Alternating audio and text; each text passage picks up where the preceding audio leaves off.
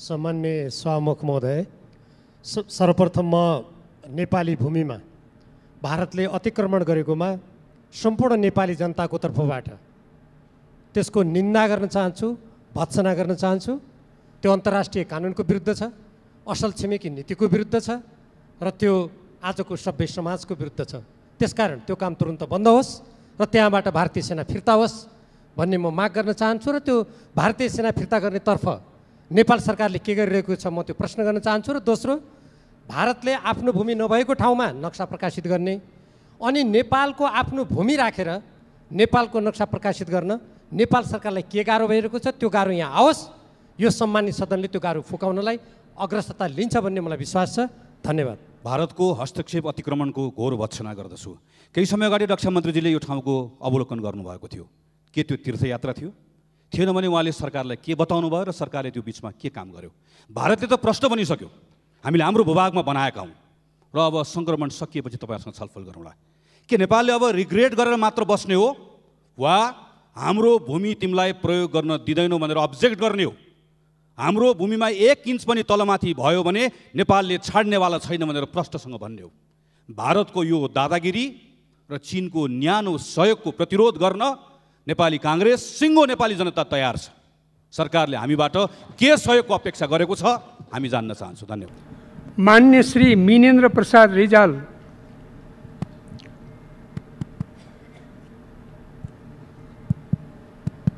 सभामुख महोदय, परराष्ट्र मन्त्रीजीले 2015 में सरकारले प्रोटेस्ट नोट पठायो भन्नुभयो। त्यतिखेर प्रधानमन्त्री को थियो उहाँलाई सम्झना भएन। अहिले पार्टीका अध्यक्ष दुवैजनाको नाम भन्न उहाँलाई सहज भयो, किनभने लामो स्मृति उहाँहरूसँग छैन। यसकारण छैन कि हिजो सुशील कोइराला प्रधानमन्त्री हुनुहुन्थ्यो र सुशील कोइरालाको देशभक्तिमाथि लान्छना लगाएर सरकार बनाएको थियो, त्यही चिज बोकेर आउनु भएको छ। अब अलि अगाडि सीमा अतिक्रमण भयो। सीमा अतिक्रमण हुँदा सरकारको कम्युनिस्ट पार्टीका दुईटा मोर्चा तयार भयो। एउटा मोर्चा गाली गर्ने, अर्को मोर्चा त्यसलाई डिफेन्ड गर्ने। त्यस्तै एमसीसीमा एउटा मोर्चा एमसीसीलाई सत्तो सराप गर्ने, अर्को मोर्चा एमसीसीलाई बोकेर हिँड्नुपर्छ भन्ने। यसमा पनि सरकार दुईटा मोर्चा खडा गरेर बस्ने हो कि परराष्ट्र मन्त्री के गर्न चाहनुहुन्छ? संसदसँग कहाँ सहयोग चाहनुहुन्छ? विपक्षी दलहरूले सहयोग गरिरहेछ भन्नुभयो, अब गर्ने के हो त्यसका लागि त्यो भन्नुहोस्। खालि यो प्रोटेस्ट नोट पठाउँछौँ, यसो गर्छौँ भन्ने मात्रै पुगेन। छलफलमा भाग लिनुहुने र छलफलमा थप भाग लिन पाऊँ र हाम्रा कुराहरू राख्न पाऊँ भन्ने सबै मान्य सदस्यज्यूहरूलाई म धेरै धेरै धन्यवाद भन्न चाहन्छु। मैले अघि पनि भनेको थिएँ, वास्तवमा यसले सरकारलाई एउटा स्ट्रेन्थ दिएको छ राष्ट्रिय हितका सवालमा अझ दृढतापूर्वक अगाडि बढ्न र एउटा परिणाम निस्किने गरी काम गर्नको निम्ति भन्ने म आग्रह गर्न चाहन्छु। सबै मान्य सदस्यज्यूहरूलाई धन्यवाद भन्न चाहन्छु। यो निर्माण कार्यको बारेमा सरकारलाई थाहा नहुने भन्ने प्रश्नै भएन र हामीले त्यसको बारेमा यो समस्याको समाधान, सीमा समस्याको समाधानको बारेमा पटक पटक प्रयासहरू गर्दै आएको, पटक पटक हामीले वार्ताका निम्ति मितिहरू प्रस्तावित गरेको र जुनसुकै लेभलमा, चाहे त्यो दुवै देशले स्वीकार गरेको परराष्ट्र सचिव लेभलमा या परराष्ट्र मन्त्री लेभलमा या त्योभन्दा माथिल्लो लेभलमा या पोलिटिकल लेभलमा, ट्र्याक 1, ट्र्याक 1.5 या ट्र्याक 2 जुनसुकै लेभलबाट पनि कुराकानी गर्नका लागि हामी तयार रहेको हामीले पटक पटक बताउँदै आयौँ। केही इन्फर्मल कुराकानीहरू नभएका पनि होइनन्। यस बिचमा सामान्यतया गएको फेब्रुअरी महिनाको लास्टतिर बैठक बस्न सक्ने दिशातिर हाम्रा छलफलहरू अगाडि बढेका थिए, तर कोरोनाको महामारीसँगै हाम्रा ध्यानहरूलाई स्वाभाविक रूपले यो महामारीको विरुद्ध केन्द्रित गर्नुपर्ने अवस्था सृजना भयो। त्यस कारणले गर्दा त्यो बैठक हुन सकेको छैन। तर पनि मलाई के विश्वास छ भने यस्ता समस्याहरूको समाधान कूटनीतिक माध्यमबाटै गर्न सकिन्छ। सरकारले त्यसको दृढ विश्वास लिन्छ। हिजो भारतीय विदेश मन्त्रालयका प्रवक्ताको हाम्रो वक्तव्य आइसकेपछिको एउटा प्रतिक्रिया छ, जसमा उहाँहरूका आफ्ना क्लेमहरू उल्लेख गर्दा गर्दै पनि कोरोना पछि हामी चाहिँ वार्ताको टेबलमा बस्न तयार छौँ भन्नुभएको छ। त्यसले गर्दा कूटनीतिक माध्यमबाट समाधान गर्न सकिन्छ भन्ने कुरामा सरकारको दृढ विश्वास रहेको म यहाँहरूलाई जानकारी गराउन चाहन्छु। प्रतिपक्ष दलका माननीय सदस्यहरूले भन्नुभएको छ सरकार कस्तो खालको सहयोग चाहन्छ। यस्तै खालको सहयोग नै हो। यहाँहरूको निरन्तर साथ रहोस्, यस्ता प्रश्नहरूमा बलियो राष्ट्रिय एकता होस्, यस्ता प्रश्नहरूलाई यो दल र त्यो दलको नभनियोस्, म आग्रह गर्न चाहन्छु। मैले नेपाल सरकारले 2015मा चाहिँ प्रोटेस्ट गर्यो भने मैले कुनै दल विशेषको नाम लिइनँ। माननीय सदस्यले सुशील कोइरालाको नाम लिनुभयो, मेरो पनि आदरणीय दाजु र स्वर्गीय प्रधानमन्त्री। तर माननीय सदस्यले यो बिर्सिनुभयो क्या र त्यो संयुक्त सरकार थियो र त्यो संयुक्त सरकारमा परराष्ट्र मन्त्री तत्कालीन नेकपा एमालेका नेता महेन्द्रबहादुर पाण्डे पनि हुनुहुन्थ्यो। त्यसो यस्ता प्रश्नहरूमा धेरै संवेदनशीलता ल्याउने र राजनीतिकरण गर्ने काम गर्नु उचित हुँदैन भन्ने म ठान्दछु। यो साझा समस्या हो र साझा समस्यालाई साझा ढङ्गले नै समाधान गर्न सकिन्छ। यसमा मैले सत्तापक्ष प्रतिपक्ष केही हेरेको छैन। सिङ्गो देश यस मानेमा युनिफाइड छ। अघि एकजना माननीय सदस्यहरूले खेद व्यक्त गर्नुभएको नेपालको टेरिटोरी मिचियो भनेर खेद व्यक्त गर्नुभएको होला। टेरिटोरी फर्काउनका निम्ति लडिरहेको सरकारको बारेमा त पक्कै पनि उहाँले खेद व्यक्त गर्नुभएको होइन होला, नभए गलत निशानामा लाग्यो उहाँको भन्ने लाग्छ मलाई। यो 90% समाधान भयो, बाँकी समाधान भएन, यसलाई प्रतिशतमा हेर्न मिल्दैन। मुलुकको सिमाना खण्डीकरण गरेर 90% मिलेको 10% बाँकी रहेको भन्ने हुँदैन। निश्चय नै सत्य के हो भनेदेखि संयुक्त आयोगले काम गर्दै आयो 2007 सम्म, 1990 को दशकदेखि, र 182 थान स्ट्रिप नक्साहरू तयार भए। तर सुस्ता र कालापानी क्षेत्र, कालापानीको गर्ब्याङदेखि माथि नापी नक्सा नापी नै हुनु भएन। त्यसो भइसकेपछि सन् 2007 देखि 2014 सम्म दुई देशको सीमा समस्याको समाधानका सन्दर्भमा कुनै काम भएन, किनभने जोइन्ट कमिसनको म्याद सकिएको थियो। सन् 2014 मा फेरि चाहिँ जोइन्ट टेक्निकल कमिटीको 2014 मा नेपाल भारत परराष्ट्र मन्त्री स्तरीय जुन जोइन्ट कमिसन छ त्यसले बाउन्ड्री वर्किङ ग्रुप BWG बनाएर त्यसले काम गरिरहेको छ। मित्र राष्ट्र भारतको आग्रह छ त्यो 182 थान स्ट्रिप नक्सामा हस्ताक्षर गरौँ, त्यो टुङ्गिएको विषय हो भनेर। तर नेपाल सरकारले सुस्ता र कालापानी लगायतका समग्र क्षेत्रहरूको टुङ्गो नभइकन अहिले हामी हस्ताक्षर गर्न सक्दैनौँ भनेर भनेका छौँ। त्यसबाट यो प्रतिशतमा हेर्ने विषय हो जस्तो मलाई लाग्दैन। नेपालको सिमानाको कुरा समग्रतामा हेर्नुपर्छ। सरकार त्यस मामलामा क्लियरै छ। लिपुलेखको बारेमा चीनलाई पनि हामीले त्यति बेला पत्राचार गरेका छौँ र त्यस यतापट्टिका थुप्रै कुराकानीहरूमा चाहिँ चीन लिपुलेखको सन्दर्भमा नेपालको दृष्टिकोण चीनलाई प्रश्न पार्ने कामहरू गरिएको अवस्था छ।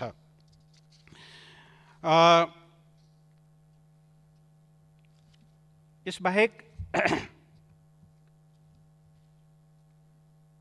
यसमा उदासीन हुनुपर्ने, ढाकछोप हुनुपर्ने कुनै प्रश्न नै भएन।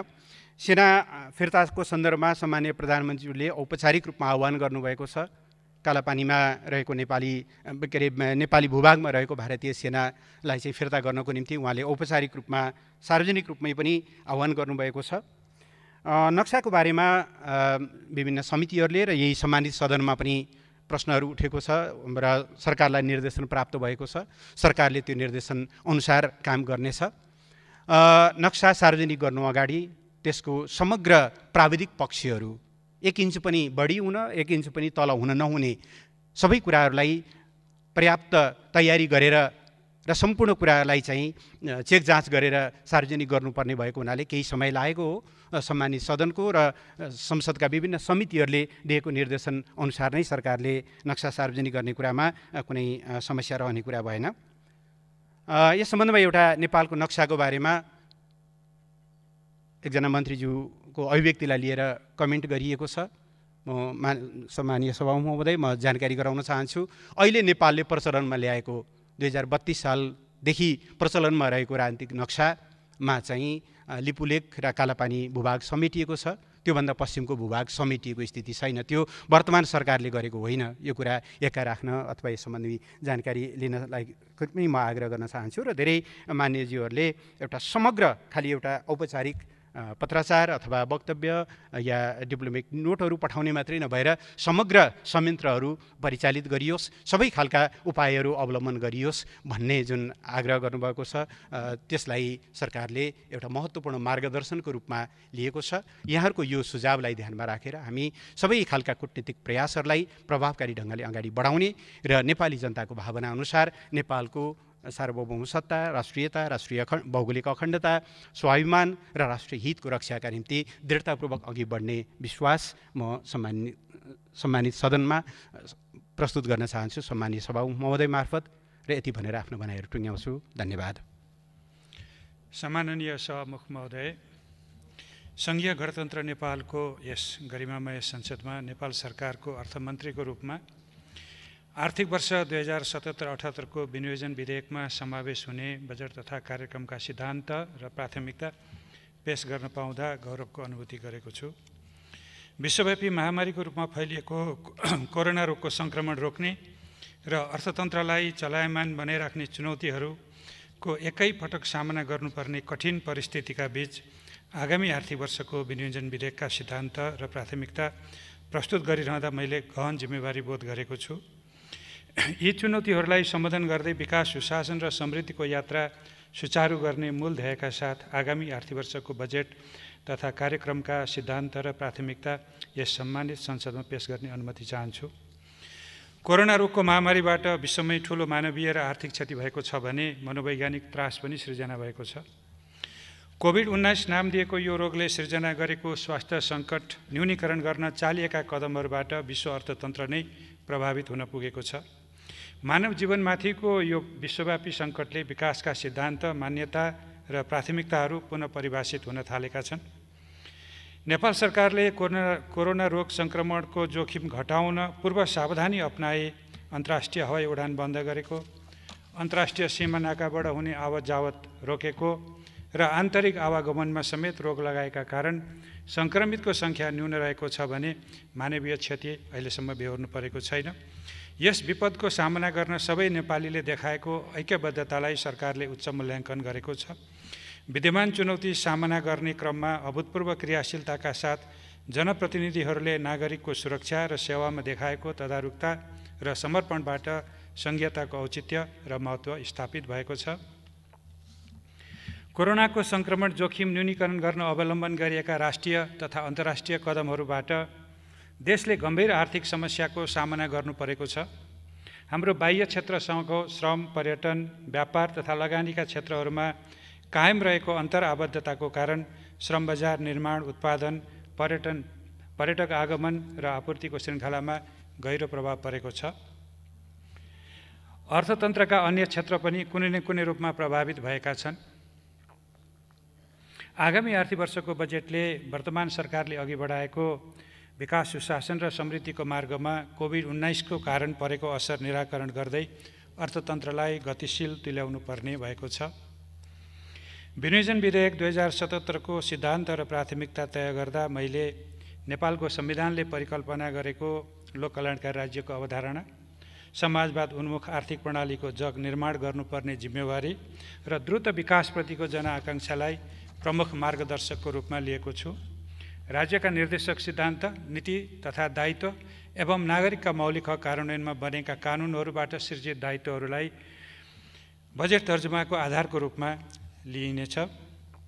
जनअनुमोदित वामपक्षीय चुनावी घोषणापत्र, 15 योजनाले लिएका विकासका आवधिक एवं दीर्घकालीन लक्ष्यहरू, मध्यम आय भएको मुलुकमा स्तरोन्नति हुने प्रतिबद्धता र दिगो विकास लक्ष्य हासिल गर्ने हाम्रो राष्ट्रिय रणनीतिसँगै विश्वव्यापी कोरोना महामारीको कारण सिर्जना भएका नयाँ चुनौतीहरूको सामना गर्नेतर्फ विशेष ध्यान दिनेछु।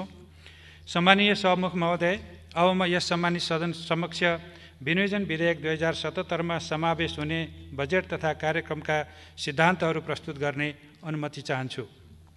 संविधानले परिलक्षित गरेको लोक कल्याणकारी राज्य निर्माणको लागि सार्वजनिक, निजी र सहकारी क्षेत्रको सहभागितामा सामाजिक न्यायसहितको तीव्र आर्थिक विकास तथा सबै प्रकारका असमानताको अन्त्य गर्दै समाजवाद उन्मुख, आत्मनिर्भर, उन्नतशील, स्वतन्त्र र समृद्ध अर्थतन्त्र निर्माण गर्नेतर्फ आगामी वर्षको बजेट निर्देशित हुनेछ। संविधान प्रदत्त नागरिकका मौलिक हक कार्यान्वयन गर्न तर्जुमा गरिएका कानुनहरूको नागरिकले अनुभूत गर्ने गरी लागू गर्न बजेट केन्द्रित हुनेछ। विकास सुशासन र समृद्धिको यात्रामा हालसम्म हासिल भएका उपलब्धिलाई संस्थागत गर्दै कोरोनाको महामारीबाट नागरिकको जीवन रक्षा गर्न गुणस्तरीय एवं सर्वसुलभ स्वास्थ्य सेवा सुनिश्चित गरी लोक कल्याणकारी राज्यको दायित्व निर्वाह गर्ने दृष्टिकोणबाट आगामी आर्थिक वर्षको बजेट तर्जुमा गरिनेछ। भविष्यमा आउन सक्ने विपदको पूर्व तयारी र व्यवस्थापन गर्ने कार्यतर्फ आगामी वर्षको बजेटले पर्याप्त ध्यान दिनेछ। कोरोना रोगको सङ्क्रमणको जोखिम नियन्त्रण गर्न चालिएका कदमहरूबाट अर्थतन्त्रमा देखा परेको शिथिलताको अन्त्य गर्दै आर्थिक गतिविधिलाई नयाँ विश्वास, जागरण, क्रियाशीलता र द्रुत गतिका साथ अघि बढाउने र स्थायित्व सहितको उच्च आर्थिक वृद्धि दरको चरणमा शीघ्र प्रवेश गर्ने गरी अर्थतन्त्रलाई थप गतिशील बनाउनेतर्फ बजेट केन्द्रित हुनेछ। प्रत्येक नागरिकले सुरक्षित र मर्यादित जीवनयापन गर्न पाउने गरी काम र रोजगारी, खाद्य सुरक्षा एवं सार्वकालिक सामाजिक सुरक्षा तथा सेवा सुविधा र संरक्षणको प्रत्याभूति हुने र राज्यको अभिभावकीय भूमिकाबाट सबै नेपालीले आफ्नो उच्चतम वैयक्तिक विकास गर्ने अवसर प्राप्त गर्नेतर्फ आगामी आर्थिक वर्षको बजेट परिलक्षित हुनेछ। उत्पादनका साधनमा सबै नागरिकको पहुँच स्थापित गर्ने र लाभको न्यायोचित वितरण गर्ने प्रणालीको विकासमा बजेटले ध्यान दिनेछ। विपन्नता, गरिबी र असमानताको शीघ्र अन्त्य गर्न सुविधाविहीन र कमजोर वर्ग, क्षेत्र तथा समुदायलाई राज्यको तर्फबाट विशेष व्यवस्था गरिनेछ। सङ्घीयता कार्यान्वयनमा हालसम्म हासिल भएका उपलब्धिहरूलाई संस्थागत गर्दै सङ्घ, प्रदेश र स्थानीय तहको समन्वयात्मक प्रयासबाट उपलब्ध सबै साधन, स्रोत, क्षमता र सम्भावनाहरूको दिगो रूपमा अधिकतम उपयोग गरी द्रुत विकास गर्न आगामी वर्षको बजेट निर्दिष्ट हुनेछ। कोरोना महामारीको कारण विकसित भएको अन्तर्राष्ट्रिय ऐक्यबद्धता र सौहार्दतालाई अवसरको रूपमा लिई थप अन्तर्राष्ट्रिय र राष्ट्रिय स्रोत, साधन एवं क्षमताको उपयोग गर्नेतर्फ बजेट लक्षित हुनेछ। कोरोना महामारीको रोकथामका लागि चालिएका कदमहरूको कारण निजी क्षेत्रको व्यवसायलाई परेको असर सम्बोधन गर्न कर सहुलियत र मौद्रिक उपकरण मार्फत आर्थिक पुनर्जागरण र पुनरुत्थानका मुख्य सम्भागका भूमिका निर्वाह गर्न सक्षम तुल्याउनेतर्फ बजेट उन्मुख हुनेछ। सार्वजनिक स्रोत परिचालनमा सृजना भएका चुनौतीहरूका बावजुद हाल सञ्चालनमा रहेका रूपान्तरणकारी आयोजनाहरू र कार्यक्रमहरूको कार्यान्वयनको लागि साधनको कमी हुन दिइने छैन। सङ्घ, प्रदेश र स्थानीय तहको विनियोजन कुशलता र खर्च गर्ने क्षमता अभिवृद्धि गर्दै वित्तीय सङ्घीयता कार्यान्वयनलाई थप पारदर्शी, जवाफदेही र नतिजामुखी बनाइनेछ। राजस्व प्रणालीलाई प्रगतिशील, न्यायपूर्ण, पारदर्शी र व्यवसाय मैत्री बनाउँदै आन्तरिक आयलाई राजस्वको मूल आधारको रूपमा विकास गरिनेछ। करका दरभन्दा दायरा विस्तार, कर परिपालनामा वृद्धि र राजस्व चुहावट नियन्त्रण मार्फत थप राजस्व परिचालन गरिनेछ। आन्तरिक स्रोतको परिपूरक स्रोतको रूपमा थप अन्तर्राष्ट्रिय विकास सहायता परिचालन गरिनेछ। कोरोना रोगको प्रभाव न्यूनीकरण तथा आर्थिक पुनरुत्थानको लागि बजेट सहायता परिचालनका विधि, प्रक्रिया र शर्तमा पुनर्संरचना गरिनेछ। द्रुत आर्थिक विकासका लागि निजी क्षेत्रको लगानी र व्यवसाय प्रवर्धन गरिनेछ। उत्पादनका साधनहरूको सामूहिकीकरण, स्थानीय स्रोतको परिचालन र आर्थिक सामाजिक रूपान्तरणबाट सामाजिक न्याय सहितको द्रुत विकास गर्न सहकारी तथा सामुदायिक र गैर सरकारी क्षेत्रलाई परिचालन गर्नेतर्फ बजेट उन्मुख हुनेछ। महामारी लगायतका विपद जोखिम न्यूनीकरण तथा व्यवस्थापन, स्वास्थ्य सेवा तथा सुरक्षा, राहत एवं आर्थिक पुनरुत्थान र सन्तुलित एवं दिगो विकासमा सङ्घ, प्रदेश र स्थानीय तहबीच उच्चतम सहकार्य, समन्वय र सहभागितामा जोड दिइनेछ। आयको न्यायोचित वितरण सहितको दिगो, सन्तुलित र उच्च आर्थिक वृद्धि हासिल गर्न समष्टिगत आर्थिक स्थायित्व कायम हुने गरी आर्थिक, वित्तीय र बाह्य क्षेत्र सम्बन्धी नीतिहरू तर्जुमा गरिनेछन्। मूल्यवृद्धिलाई वाञ्छित सीमाभित्र राखिनेछ। लगानीको वातावरण थप सुदृढ गरी स्वदेशी र विदेशी लगानी अभिवृद्धि गरिनेछ। ब्याङ्किङ तथा वित्तीय क्षेत्रको साधनलाई व्यावसायिक र पुनरुत्थानमा परिचालन गर्दै थप उत्पादनमुखी तुल्याइनेछ। सङ्घ, प्रदेश र स्थानीय तहबाट समन्वयात्मक ढङ्गले सेवा प्रवाह गर्न र सबै तह एवं क्षेत्रमा भ्रष्टाचार विरुद्धको शून्य सहनशीलताको सिद्धान्तमा रही सुशासन कायम गर्न शासन प्रणालीका सबै संस्था र संरचनाहरूलाई सुदृढ तुल्याउनेतर्फ बजेटले विशेष ध्यान दिनेछ। राष्ट्रिय सुरक्षाको सुदृढीकरण र सम्वर्धन गर्दै नेपालको राष्ट्रिय हित अनुकूलको अन्तर्राष्ट्रिय सम्बन्धको विकास, मानव अधिकारको संरक्षण, र सबै नागरिकलाई को न्यायमा पहुँच सुनिश्चित हुने गरी सामाजिक न्याय र सुशासन, वातावरण संरक्षण लगायतमा नेपालले राष्ट्रिय र अन्तर्राष्ट्रिय स्तरमा जनाएका प्रतिबद्धताहरूलाई आधार मानि बजेट तर्जुमा गरिनेछ।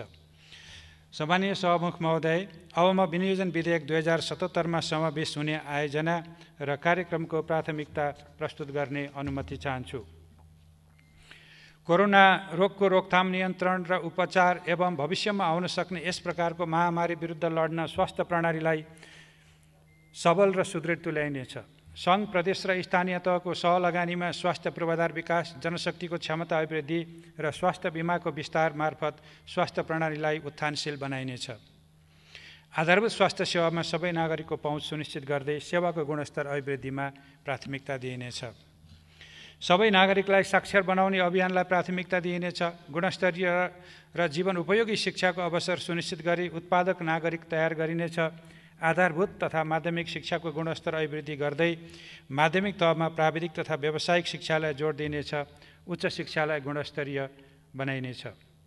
युवालाई विकास र सामाजिक रूपान्तरणको संवाहकको रूपमा परिचालन गरी राष्ट्र निर्माणको नेतृत्व गर्न सक्षम तुल्याइनेछ।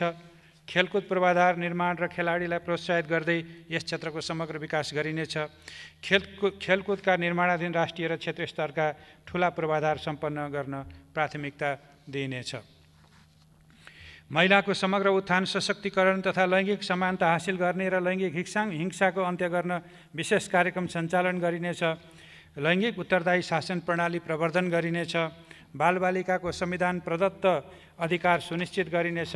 समाजका अशक्त, अपाङ्ग, टोरा, असहाय तथा सडक बालबालिकालाई सरकारले अभिभावकत्व लिई संरक्षण प्रदान गर्नेछ।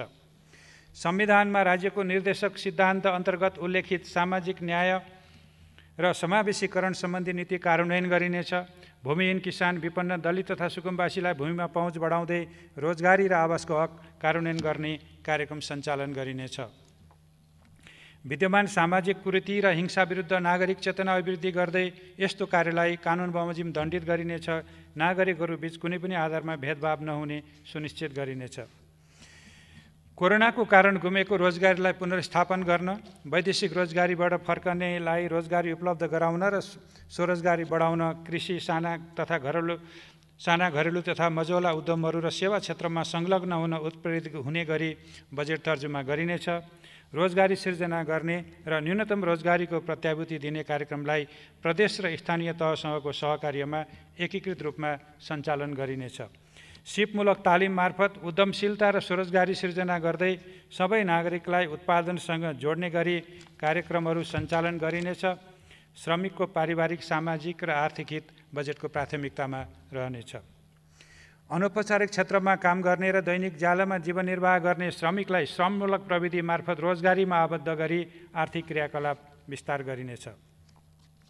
वैदेशिक रोजगारीमा देखिन थालेको चुनौतीलाई स्वदेशमा काम र रोजगारी बढाई तीव्र आर्थिक वृद्धि गर्ने अवसरको रूपमा उपयोग गर्न एवं अर्थतन्त्रलाई गतिशील बनाउन श्रममूलक उद्योग तथा निर्माणमा थप पुँजी परिचालन गर्न निजी क्षेत्रमा आन्तरिक र प्रत्यक्ष बाह्य लगानीलाई प्रोत्साहित गरिनेछ। सबै नागरिकले राज्यबाट संरक्षित भएको महसुस गर्ने गरी सामाजिक सुरक्षाका कार्यक्रमलाई एकीकृत रूपमा सञ्चालन गरिनेछ। ज्येष्ठ नागरिक, बालबालिका, विपन्न व्यक्ति तथा परिवार र सीमान्तकृत समुदायको सामाजिक संरक्षणको दायित्व राज्यले वहन गर्नेछ। सामाजिक सुरक्षाका कार्यक्रमलाई आर्थिक क्षमताको आधारमा क्रमशः समतामूलक र योगदानमा आधारित बनाइनेछ।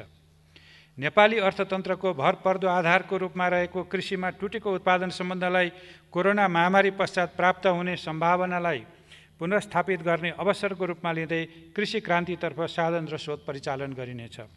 कृषि क्षेत्रलाई व्यवसायीकरण र यान्त्रिकरण गर्दै खाद्य सुरक्षा, कृषकको आय स्तरमा सुधार, आयात प्रतिस्थापन र निर्यात प्रवर्धन गरिनेछ।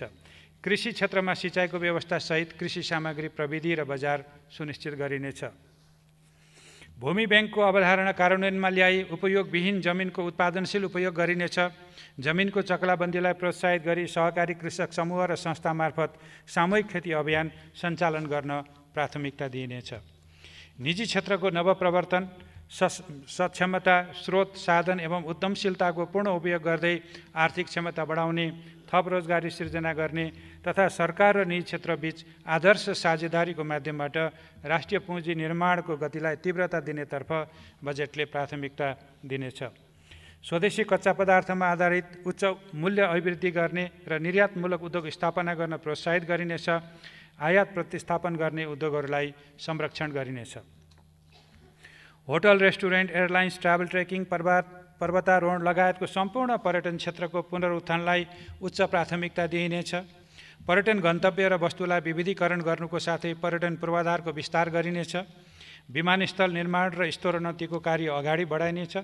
आन्तरिक पर्यटन र संरक्षित क्षेत्र लक्षित पर्यटनका माध्यमबाट ग्रामीण उद्यम र स्थानीय उत्पादन वृद्धिलाई जोड दिनेछ। भाषा, साहित्य, कला र संस्कृतिको सम्वर्धन र प्रवर्धन गरिनेछ। वन क्षेत्रको दिगो उपयोग गर्न वैज्ञानिक वन व्यवस्थापनको माध्यमबाट वन पैदावारलाई उद्यम र आर्थिक विकाससँग जोडिनेछ। वन तथा वातावरण संरक्षण र जलवायु परिवर्तन न्यूनीकरण र अनुकूलनलाई प्राथमिकता दिँदै विकास आयोजना सञ्चालन गरिनेछ। आधारभूत खानेपानी सेवामा सबै नागरिकको पहुँच एवं खानेपानीको गुणस्तर अभिवृद्धि बजेटको प्राथमिकता हुनेछ। सरसफाइमा हासिल भएका उपलब्धिलाई सुदृढ तुल्याउँदै थप सुधारका कार्य अघि बढाइनेछ। जलस्रोतको दिगो र बहुआयामिक उपयोग गर्ने गरी बजेट व्यवस्था गरिनेछ। प्रतिफलको आधारमा सम्भाव्य देखिएका नदी पथान्तरण आयोजनाको निर्माण सुरु गरिनेछ। नदी नियन्त्रणका आयोजनाहरू व्यवस्थित रूपमा अगाडि बढाइनेछ। नदी नियन्त्रणबाट जमिन उकास गरी त्यसको बहुउपयोग गरिनेछ। आधुनिक र स्वच्छ ऊर्जामा सबै नेपालीको पहुँच स्थापित गर्न सुरु गरिएका आयोजनाहरूको कार्यान्वयनलाई तीव्रता दिइनेछ। जलविद्युत, सौर्य, जैविक, वायु लगायतका नवीकरणीय ऊर्जाको विकास मार्फत दिगो ऊर्जा उपलब्धता र कार्बन उत्सर्जन न्यूनीकरणमा योगदान गरिनेछ। अन्तर्देशीय प्रसारण लाइनको निर्माणलाई तीव्रता दिई विद्युत व्यापारको थप पूर्वाधार तयार गरिनेछ। विद्युत आपूर्तिलाई भरपर्दो बनाई विद्युतको आन्तरिक खपत बढाउन थप प्रोत्साहित गरिनेछ। सडक निर्माणलाई प्राथमिकतामा राखी निर्माणाधीन द्रुत मार्ग, व्यापारिक मार्ग, उच्च गतियुक्त राजमार्ग, शाखा सडक र अन्य रणनीतिक र स्थानीय तहका केन्द्र जोड्ने सडक निर्माणमा आवश्यक स्रोत व्यवस्थापन गरिनेछ। सुरुङ मार्ग, रेलमार्ग तथा जलमार्गका आयोजनाहरूको कार्यान्वयनलाई तीव्रता दिइनेछ। शहरी क्षेत्रमा विद्यमान यातायातको चापलाई व्यवस्थित गरी यात्रुलाई सुविधाजनक परिवहन सेवा उपलब्ध गराउन सार्वजनिक यातायात सेवाको सञ्चालनलाई प्रोत्साहित गरिनेछ। सुरक्षित आवास, महत्त्वपूर्ण सार्वजनिक भवन र अन्य शहरी पूर्वाधारको निर्माण तथा विकासमा जोड दिइनेछ। भूकम्पपछिको पुनर्निर्माणका अधिकांश कार्यहरू आगामी आर्थिक वर्षभित्रै सम्पन्न गरिनेछ। विपद व्यवस्थापनका जिम्मेवार निकायहरूको संस्थागत क्षमता विकास गर्दै विपद व्यवस्थापनमा स्थानीय तहको नेतृत्वदायी भूमिका सुनिश्चित गरिनेछ। सार्वजनिक निर्माणमा संलग्न निकाय तथा निर्माण व्यवसायीहरूको क्षमता विकास र जवाफदेहिता सुनिश्चित गरिनेछ। निर्धारित समय र लागतमा आयोजना सम्पन्न गर्नुका साथै सम्पन्न आयोजनाहरूको गुणस्तर कायम गर्न आयोजना तर्जुमा, कार्यान्वयन र अनुगमनलाई प्रभावकारी तुल्याइनेछ। हाल उत्पन्न भएका विकासका नयाँ चुनौतीहरूलाई ध्यानमा राखी सञ्चालनमा रहेका र 15औं योजनामा प्रस्तावित कतिपय आयोजनालाई पुनः प्राथमिकीकरण गरी बजेट तर्जुमा गरिनेछ। सार्वजनिक स्रोत साधनको अधिकतम सदुपयोग हुने गरी बजेट अनुशासन कायम गर्ने, आर्थिक कार्यविधि तथा वित्तीय उत्तरदायित्व कानुन बमोजिम बजेट व्यवस्थापनमा जिम्मेवार पदाधिकारीलाई नतिजाप्रति प्रत्यक्ष उत्तरदायी बनाउने र प्रत्येक आयोजनाको नतिजा सूचकको आधारमा उपलब्धि सुनिश्चित हुने गरी बजेट तर्जुमा गरिनेछ। आम सञ्चार जगतलाई व्यावसायिक र मर्यादित तुल्याउँदै संविधान प्रदत्त स्वतन्त्रताको निर्वाध उपयोग गर्न सक्षम बनाइनेछ। डिजिटल नेपाल फ्रेमवर्कको कार्यान्वयनलाई एकीकृत र समन्वयात्मक रूपमा अगाडि बढाइनेछ। साइबर सुरक्षा सुनिश्चित गरी विद्युतीय कारोबारको विस्तार गरिनेछ। दूरसञ्चार सेवालाई गुणस्तरीय र सर्वसुलभ बनाइनेछ। वित्तीय स्थायित्व काम गर्दै वित्तीय साक्षरता र पहुँच अभिवृद्धि गरिनेछ। व्यावसायिक लागत न्यूनीकरणलाई प्राथमिकता दिँदै वित्तीय साधनहरू उत्पादनमुखी बनाइनेछ। बिमा तथा पुँजी बजारको दिगो विकासका लागि संस्थागत र प्रणालीको सुधारमा जोड दिइनेछ। नयाँ लगानीका नयाँ र वैकल्पिक वित्तीय उपकरणहरू प्रयोगमा ल्याउन प्रोत्साहित गरिनेछ। लगानीको वातावरणलाई थप सहज तुल्याई नेपाललाई प्रतिस्पर्धात्मक लगानी गन्तव्यको रूपमा स्थापित गरिनेछ। सार्वजनिक खर्चको प्राथमिकीकरण गरी चालु आयोजनाहरू शीघ्र सम्पन्न गर्ने र अति आवश्यक भए मात्र नयाँ आयोजनाहरूमा बजेट समावेश गरिनेछ। प्रदेश र स्थानीय तहमा हस्तान्तरण भइगएका आयोजनाहरू सम्पन्न गर्न स्रोत व्यवस्थापन गरिनेछ। सार्वजनिक खर्चमा मितव्ययिता कायम गरिनेछ। प्रदेश तथा स्थानीय तहको संस्थागत क्षमता विकास गरी आन्तरिक स्रोत परिचालनमा दक्षता ल्याइनेछ। विद्यमान अवस्थामा प्राप्त हुने विदेशी सहायतालाई स्वास्थ्य पूर्वाधार, आर्थिक पुनरुत्थान र दिगो पूर्वाधार निर्माणमा परिचालन गरिनेछ।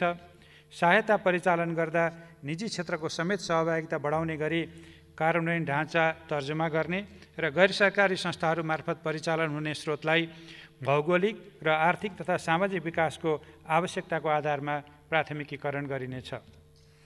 आन्तरिक राजस्व परिचालन अभिवृद्धि गर्न करको दायरा र कर सेवाको पहुँच विस्तार गरिनेछ। कर प्रशासनको संरचना विस्तार, कर सचेतना अभिवृद्धि र कर कानुनको परिपालनमा जोड दिइनेछ। कर प्रणालीलाई थप सरलीकरण गरिनेछ। विद्युतीय प्रणालीबाट राजस्व भुक्तानी गर्न प्रोत्साहित गरिनेछ। राजस्व चुहावट नियन्त्रण थप प्रभावकारी बनाइनेछ। तीनवटै तहको सार्वजनिक वित्त व्यवस्थापनलाई पारदर्शी बनाउन यथार्थ समयमा एकीकृत प्रतिवेदन प्राप्त हुने, वित्तीय जोखिम न्यूनीकरण गर्न आयोजना छनौट खर्च र आन्तरिक नियन्त्रणका मापदण्ड परिपालन गर्ने तथा अन्तरसरकारी वित्त हस्तान्तरणलाई विकास नतिजासँग आबद्ध गर्ने प्रणाली विकास गरिनेछ। राज्यका सबै पक्षमा सुशासन कायम गरिनेछ। भ्रष्टाचारजन्य क्रियाकलाप रोक्ने र भ्रष्टाचारप्रति सरकार शून्य सहनशील हुने नीति लिइनेछ। संवैधानिक निकायहरूको संस्थागत क्षमता अभिवृद्धि गरिनेछ। लोकतन्त्रको प्राणको रूपमा रहेको सुशासनको मान्यता र प्रयोगलाई नागरिकले अनुभूति गर्ने गरी अवलम्बन र परिपालना गरिनेछ। राष्ट्रिय सुरक्षा प्रणालीलाई सुदृढ बनाइनेछ। सुरक्षा निकायको आधुनिकीकरण गर्दै यस क्षेत्रलाई व्यावसायिक तुल्याइनेछ। सीमा सुरक्षा, कानुनको पालना र शान्ति सुरक्षा कायम गर्न सुरक्षा निकाय परिपालन गरिनेछ। परराष्ट्र नीतिलाई राष्ट्रिय हित, पारस्परिक लाभ र सम्मान, अन्तर्राष्ट्रिय प्रतिबद्धता तथा दायित्व र न्यायमा आधारित हुने गरी सञ्चालन गर्न आवश्यक स्रोत र साधनको व्यवस्था गरिनेछ। राजधानी प्रवेशाज्ञा प्रणाली आधुनिकीकरण गर्न प्रविधिको प्रयोगलाई प्राथमिकता दिइनेछ। समग्रमा आगामी बजेट मूलतः कोभिड-19 को कारणबाट परेको बहुपक्षीय असरको निराकरण, पूर्वाधारसहितको गुणस्तरीय स्वास्थ्य सेवाको विस्तार, निजी क्षेत्रका लागि प्रोत्साहनसहित आर्थिक पुनरुत्थान, राष्ट्रिय पुँजी निर्माणमा प्रोत्साहन, थप काम र रोजगारीको सिर्जना, सार्वकालिक सामाजिक सुरक्षा र संरक्षण, सार्वजनिक सेवाको सहज उपलब्धता, सबै क्षेत्रमा आधुनिक प्रविधिको विस्तार, नागरिक सेवा र सुशासन मार्फत सामाजिक न्यायसहितको समृद्धि हासिल गर्नेतर्फ उन्मुख हुनेछ। सम्माननीय सभामुख महोदय, वर्तमान सरकार गठन भएपछि राज्य पुनर्संरचनाका सम्पूर्ण कार्य सम्पन्न भई संघीयता संस्थागत भएको छ। समृद्ध नेपाल, सुखी नेपालीको राष्ट्रिय आकांक्षा हासिल गर्न तयार भएका आर्थिक, सामाजिक र सुशासनका भरपर्दा आधारशिलालाई सबल बनाउँदै हाल उत्पन्न भएको नयाँ परिस्थितिको सामना गरी हामीले तय गरेको आर्थिक प्रणाली र विकास प्राथमिकतालाई अघि बढाउनु आवश्यक छ। हामीले हासिल गरेको युगान्तकारी राजनीतिक परिवर्तन, सङ्घीय लोकतान्त्रिक गणतन्त्र, राजनीतिक स्थायित्व र हालसम्मको विकास प्रयासको प्रतिफल जनताको जीवनस्तरमा प्रतिबिम्बित हुनुपर्छ भन्ने म ठान्दछु। सरकारका गत 2 वर्षका आर्थिक नीति कार्यक्रम एवं बजेटबाट विकासले गति लिनुका साथै आम नागरिक, व्यवसायी, लगानीकर्ता र विकास साझेदारहरू समेत उत्साही भएको अवस्थामा कोरोना रोगको कारण केही शिथिलता देखिए पनि भूकम्पपछि छिट्टै उठे चाहिँ हामी फेरि माथि उठ्ने नै छौँ। आगामी आर्थिक वर्षको बजेट यसै लक्ष्यमा अघि बढ्ने प्रतिबद्धता म यस सम्मानित संसद समक्ष व्यक्त गर्न चाहन्छु। मैले यस सम्मानित सदन समक्ष पेश गरेको विनियोजन विधेयक 2077मा समावेश हुने बजेट तथा कार्यक्रमका सिद्धान्त र प्राथमिकतामा मान्य सदस्यज्यूहरूबाट गहनतम छलफल भई आगामी आर्थिक वर्षको बजेट निर्माणमा रचनात्मक र सामयिक सुझाव प्राप्त हुने अपेक्षा गरेको छु। मान्य सदस्यज्यूहरूबाट प्राप्त हुने सुझावहरूलाई आगामी आर्थिक वर्षको बजेट निर्माण गर्दा मार्गदर्शनको रूपमा लिने प्रतिबद्धता समेत व्यक्त गर्न चाहन्छु। धन्यवाद। सम्माननीय सभामुख महोदयको अनुमतिले अब 2077-78 लागि विनियोजन विधेयकका सिद्धान्त र प्राथमिकता सम्बन्धमा कर प्रस्ताव बाहेक माथि छलफल गरियोस् भनी प्रस्ताव गर्दछु। धन्यवाद।